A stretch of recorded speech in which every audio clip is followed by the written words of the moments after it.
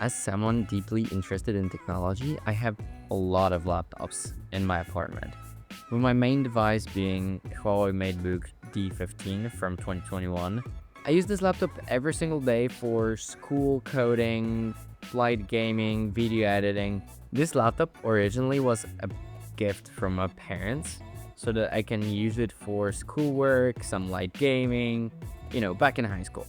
A month ago, I decided to leave restrictive Windows environment and embrace the freedom of Linux.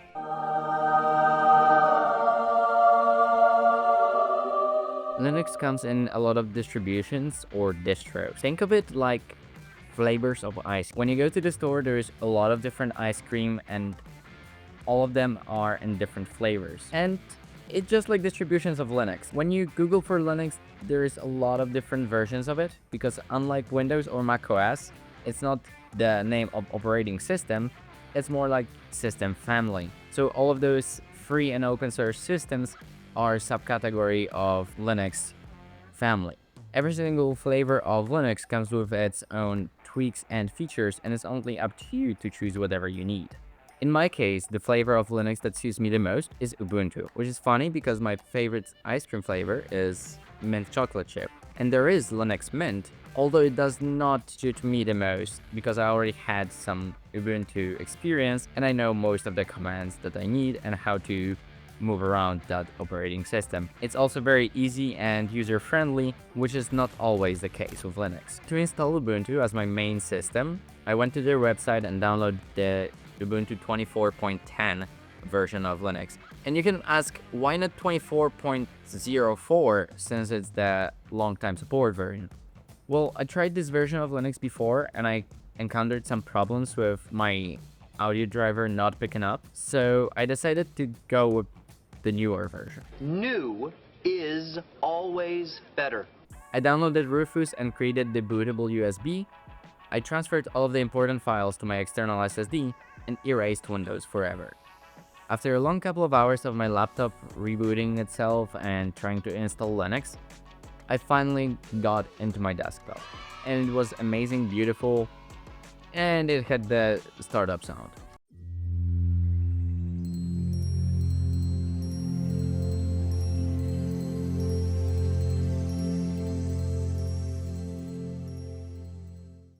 As soon as I got to my desktop, I decided to open up Terminal and install the most important apps: Discord, VS Code, Notion, and Minecraft.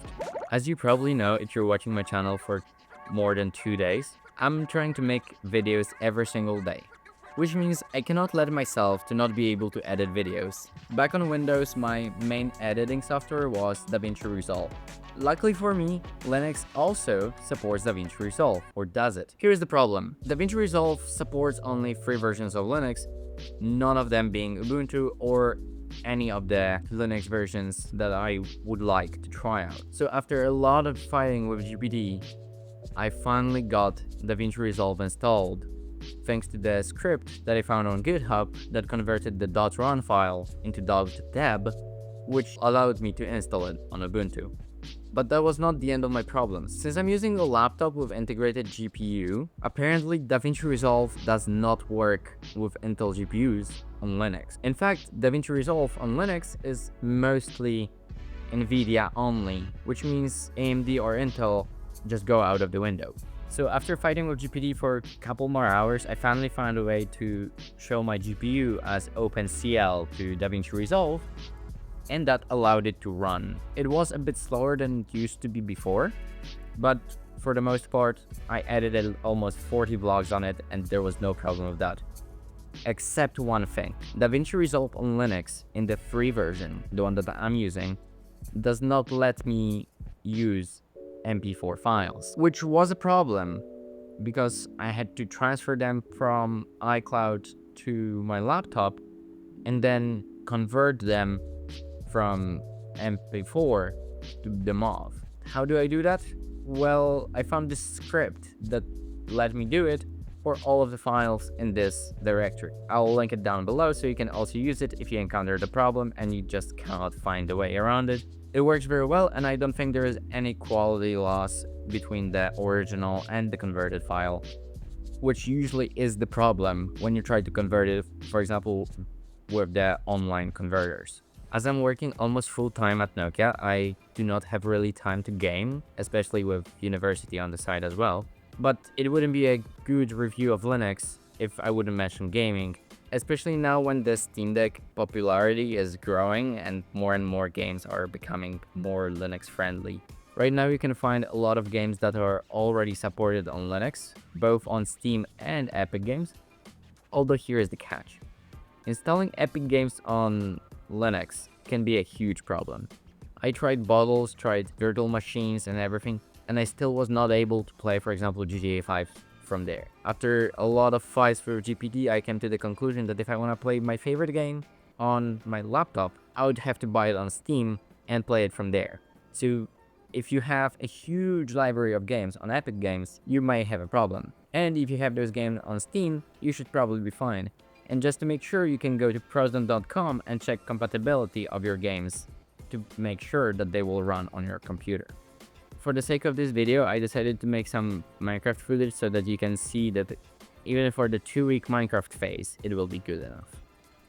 The next problem that I came across with Linux is using Adobe. I'm pretty sure that if you're watching this video, you've probably seen PewDiePie's video about him switching to Linux, which also means that you probably heard him calling Adobe a shitty company because of the cancellation fee and everything. Basically, because of that cancellation fee, it was cheaper for me to keep paying for it instead of paying the cancellation fee and eventually either go back to Windows or find a way. Unfortunately, there is no way to install it on Linux in the way it works. I tried, again, virtual machine. It works, but it's very slow and does not actually work in the way I would like it to. I cannot just drag and drop files and stuff, which just makes it very annoying and not user-friendly. And on the other hand, there's also bottles, and it just didn't want to launch at all. In this situation, you have only two other choices. Use either the online Photoshop, or you can use GIMP, which is basically open source free software. You can customize it to the point that it either looks or feels just like Photoshop. As for coding, web browsing, and watching Netflix, I didn't encounter any problems, and Linux Terminal became one of my best friends for the past 30 days.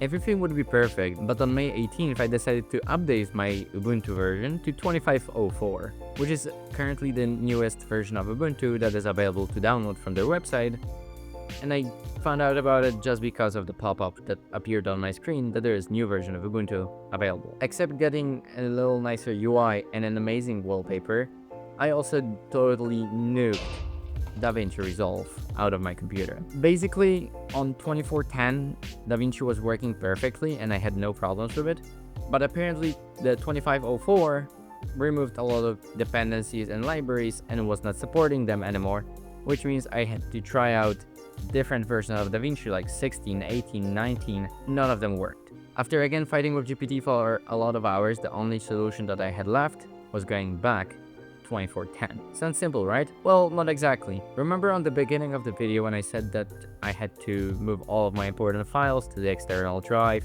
and erase, in this case, Ubuntu forever? I would have to do it all over again, and there is no guarantee that I would make it work again. So after 30 days with fighting with my own laptop, do I regret switching to Linux? Hell no. I honestly decided to stick with Linux for a lot longer and do not use Windows at all, except my work laptop. Honestly, I would like to switch there to Linux too, but I'm not able to. My company does not let me. Linux is right now my go-to operating system whenever I go travel or go out of the house. Should you switch to Linux? I think you should. You can either install it on the same drive along Windows, install it on the separate drive, or run it as a virtual machine just to try it out, play around, tinker with it, and you can share your experience down in the comments.